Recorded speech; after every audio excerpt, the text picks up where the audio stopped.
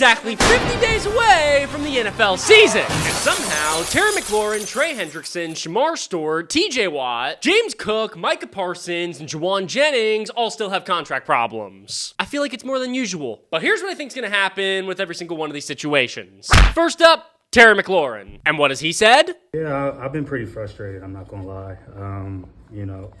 Everything that has transpired up until this point is just been disappointing and frustrating. Yeah, I'd be disappointed too. He's a top 10 wide receiver and he's not getting paid. And that's exactly why I think he's gonna get paid. The Commanders would be so f***ing stupid to not get this deal done. And I feel like Washington's moving in a direction where they're not stupid anymore. I think a deal's gonna get done, and maybe it's gonna be somewhere in between $32 and $33 million a year, but I do think it gets done. Next up, you got Trey Hendrickson, which is a weird one because you're not hearing anything, it's quiet, and there's no media around it right now. But that's exactly why I think they're gonna give him an extension too, because this feels eerily similar to what we saw with T. Higgins and Jamar Chase, where nothing was being talked about before, and then an extension came out of nowhere. But then you got Shamarr Stewart, and this one's even weirder because this dude is over at Texas A&M right now freaking practicing with the team. And to be honest, I got no idea what's gonna happen here. I like to think the Bengals aren't stupid enough to let a first-round pick walk, but maybe they are. But next you got TJ Watt. And this is a no-brainer. He's gonna get paid, and I think the only thing they're really working on right now is the guaranteed money. Then there's James Cook. And this is the first guy on this list that I don't think is gonna get paid. And should he get paid?